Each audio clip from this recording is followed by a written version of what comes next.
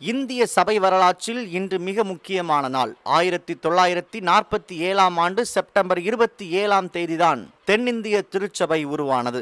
இன்றைக்கு தென்னிந்தியாவில் பல்வேறு இடங்களில் தென்னிந்திய திருச்சபைகளை காண முடிகிறது. இத்தகைய திருச்சபையை உருவாக்க காரணம் என்ன?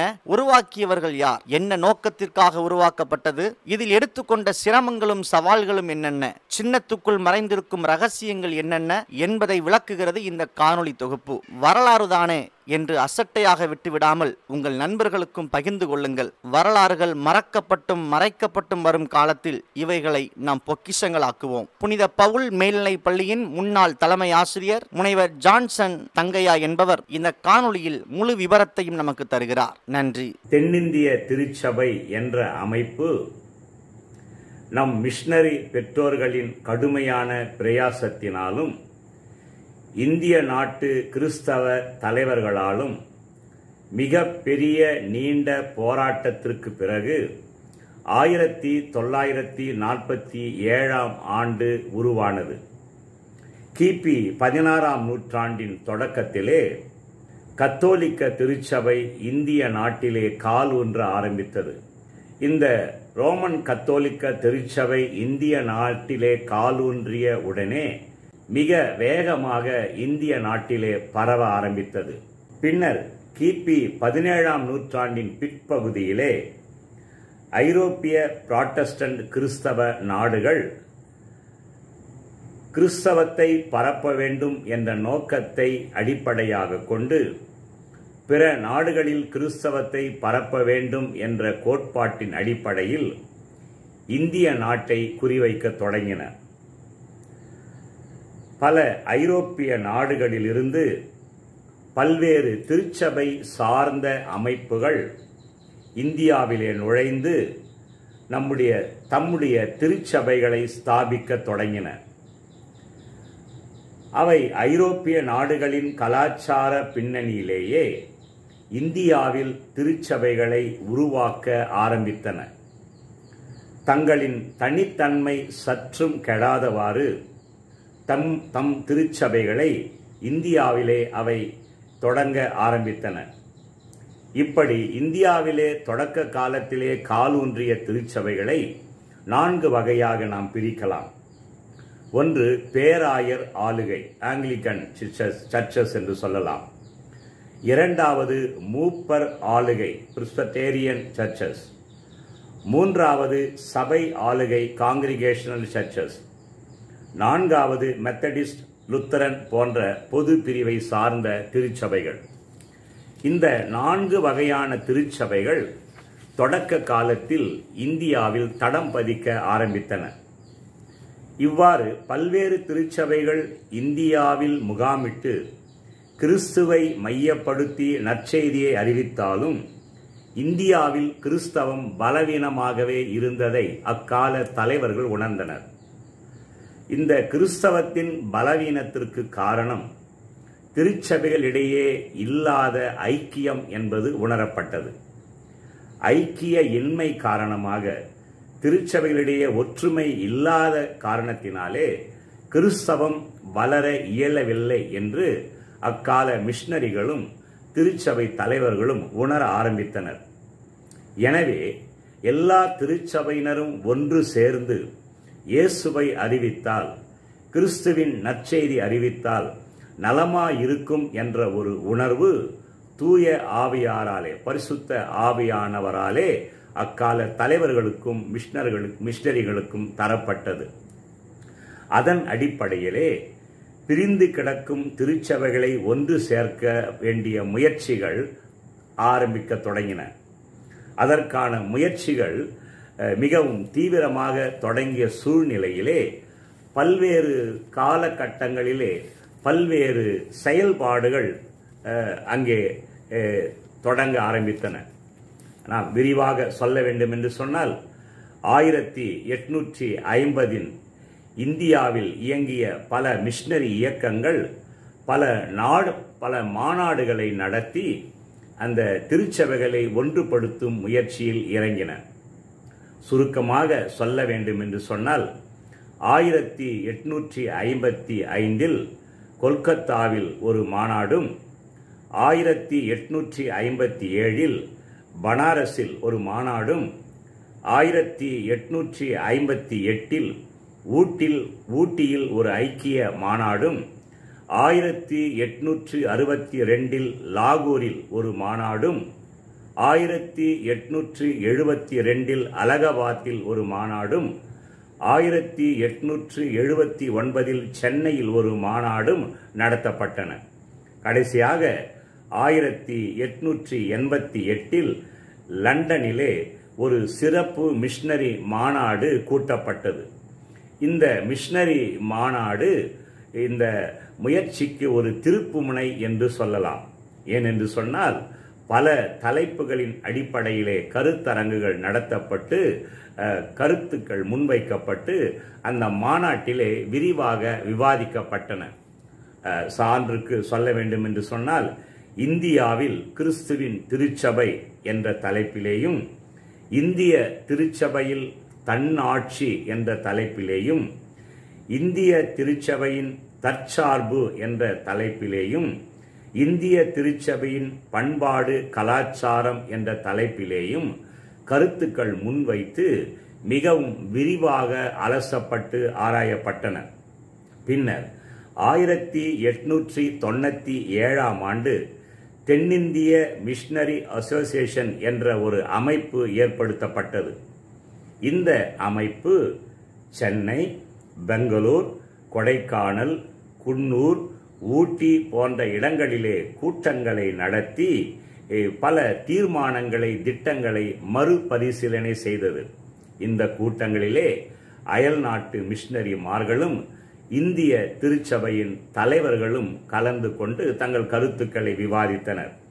பின்னர் 1900 ஆண்டு சென்னையிலே ஒரு சிறப்பான மிஷனரி மாநாடு நடத்தப்பட்டது.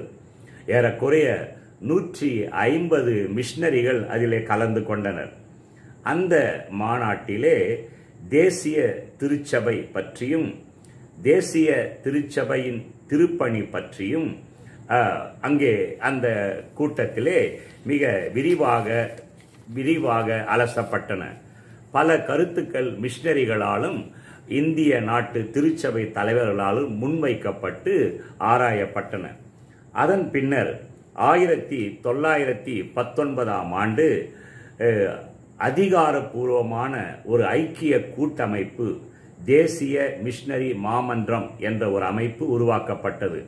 நேஷனல் மிஷனரி கவுன்சில் என்ற பெயர் அந்த அமைப்பிற்கு சூட்டப்பட்டது. இது ஒரு அதிகாரப்பூர்வமான அமைப்பாக செயல்படும்படியான உரிமை அதற்கு தரப்பட்டது.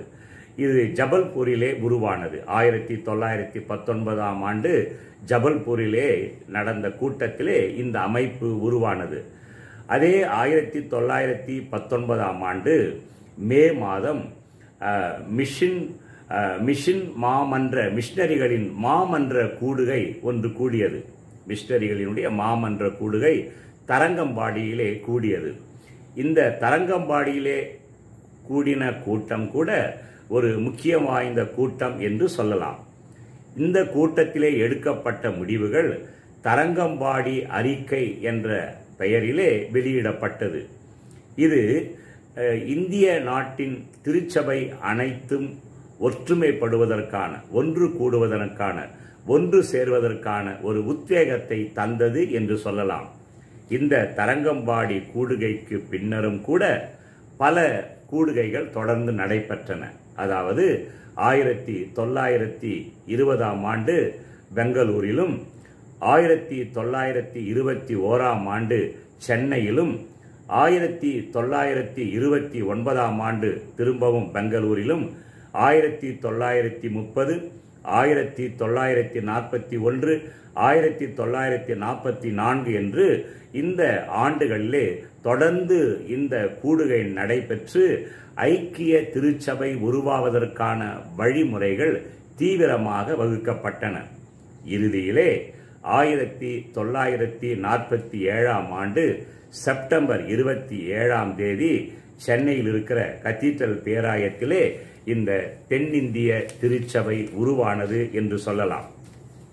இந்த தென்னிந்திய திருச்சபையிலே பல்வேறுபட்ட திருச்சபைகள் இதிலே இணைந்த காரணத்தினாலே சில அடிப்படை கோட்பாடுகள் வகுக்கப்பட்டன. அதாவது 4 அடிப்படை கோட்பாடுகள் அங்க இந்த மாநாடுகளிலே, இந்த கூட்டங்களிலே தீர்மானமாக முடிவெடுக்கப்பட்டது. அதாவது ஒன்று, பேராயர் ஆளுகை முறைமையை நாம் பயன்படுத்துவது. தென்னிந்திய திருச்சபையிலே பேராயர் ஆளுகை முறையை நாம் பின்பற்றுவது. 2, திருமுழுக்கு மற்றும் திருவிருந்து என்ற 2 சாக்கிரமந்துகளை மட்டும் உறுதியாக கடைபிடிப்பது. 3வது, அப்போஸ்தலர் மற்றும் நிசையா விசுவாச பிரமாணத்தை ஏறெடுப்பது. 4வது, பழைய ஏற்பாடு புதிய ஏற்பாடு ஆகிய 2 திருமறை பகுதிகளையும் நாம் அன்றாட தியானத்திற்கு ஞாயிறு வழிபாடுகளிலே பயன்படுத்துவது என்ற தீர்மானம் கொண்டு வரப்பட்டது. இந்த தென்னிந்திய திருச்சபைக்கென்று ஒரு சிம்பலும் அந்த கூட்டங்களிலேயே பலமுறை யோசித்து அந்த ஒரு சின்னம் வகுக்கப்பட்டது. அதாவது தென்னிந்திய திருச்சபையினுடைய அந்த சின்னத்திலே ஒரு சிலுவை இருப்பதை நம்மால் காண முடியும். இந்த சிலுவையினுடைய 4 புறமும் சம அளவுள்ள சிலுவையாக அது காணப்படும். இந்த சம அளவிலே இந்த சிலுவையின் அளவுகள் வைக்கப்பட்டதற்கு ஒரு முக்கிய காரணம் உண்டு. அதாவது 4 திருச்சபைகள் ஒன்றாக இணைந்ததனாலே சபை ஆளுகை, மூப்பர் ஆளுகை, மெத்தடிஸ்ட், ஆங்கிலிக்கன் என்ற 4 சபைகள் சேர்ந்து உருவான அமைப்பாய் இந்த தென்னிந்திய திருச்சபை இருப்பதினாலே இந்த 4 சபைகளும் சமமானது என்ற ஒரு கருத்திலே இந்த சிலுவையின் பக்கவாட்டங்கள் சமமாக வகுக்கப்பட்டன.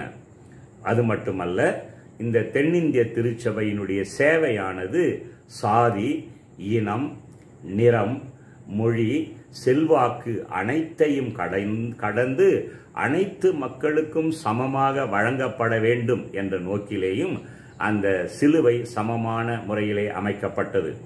அடுத்து, தாமரையும் நெருப்பும் அதிலே இருப்பதை நம்மால் காண முடியும். தாமரை இந்திய தேசிய மலர் என்று சொல்லலாம். எனவே சேற்றிலே பூக்கும் செந்தாமரை போல பாவ உலகிலே ஒரு தூய்மையான வாழ்வுக்கு முன்மாதிரியாக விளங்கும் வகையிலே இந்த திருச்சபை இருக்க வேண்டும் என்ற அமைப்பிலே அந்த தாமரை உருவாக்கப்பட்டது. அந்த தாமரையானது நீரிலே இருந்தாலும் கூட அந்த தாமரை இதழ்களிலே நீர் படாது, நீர் ஒட்டாது என்பதை நாம் அறிவோம். அது போலவே சமுதாயத்தில் இருக்கிற அவலங்கள், சமுதாயத்தில் இருக்கிற தவறுகள், சமுதாயத்தில் இருக்கிற தீட்டுகள் எக்காலத்திலும் திருச்சபையை தீண்டக்கூடாது என்ற ஒரு உள்நோக்கத்திலேயும் அந்த தாமரை மலர் வைக்கப்பட்டதாக சான்றோர்கள் விளக்கியிருக்கிறார்கள். அந்த நெருப்பு என்பது தூய ஆவியானவருக்கு உருவகமாக வைக்கப்பட்டது. அந்த திருச்சபை, தென்னிந்திய திருச்சபையினுடைய நோக்கமாக அவர்கள் ஒன்றாய் இருப்பார்களாக என்ற ஒரு வாக்கியம் பதியப்பட்டிருப்பதை நாம் காணலாம்.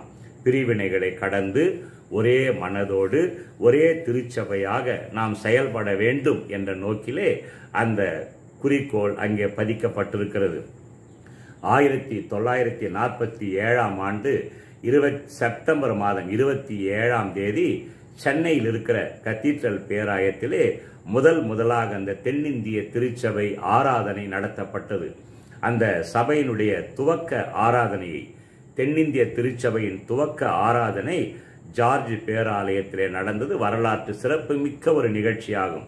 அருள் திரு JSM கூப்பர் என்பவர் என்ற மிஷனரி அன்றைக்கு அருளுரை ஆற்றினார்.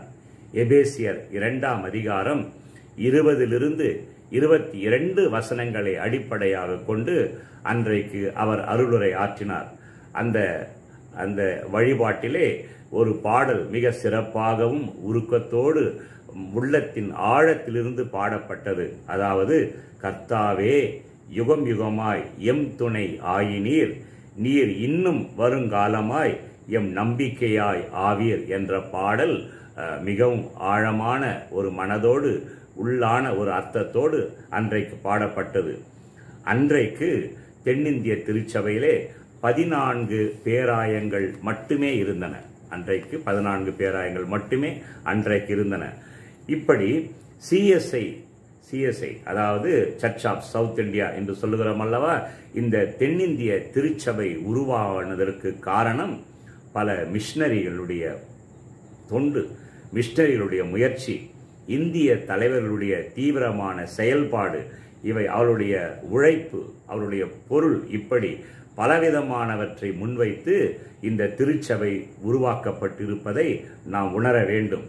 எந்த விதமான ஏற்றத்தாழ்வு இல்லாமல் சாதி, சமய, இன, மொழி வேறுபாடுகளை கடந்த நிலையிலே இந்தியாவிலே இது தடம் பதிக்க வேண்டும், இந்திய மக்களுக்கு இது பணியாற்ற வேண்டும் என்ற நோக்கிலே இந்த தென்னிந்திய திருச்சபை உருவாக்கப்பட்டது. இந்த பணியிலே அது சீரும் சிறப்புமாக, இந்த பாதையிலே அது சீரும் சிறப்புமாக நடைபெற வேண்டும் என்று சொல்லிதான் திருச்சபை தலைவர்களும் விரும்புகிறார்கள், திருச்சபை மக்களும் விரும்புகிறார்கள். தூய ஆவியானவர் தென்னிந்திய திருச்சபையை தொடர்ந்து வழிநடத்தி திருச்சபை மக்களுக்கு பல தொண்டினை தொடர்ந்து செய்து மக்கள் உயர்வுக்கு பாடுபட நாம் மூவொரு கடவுளை வேண்டுவோம்.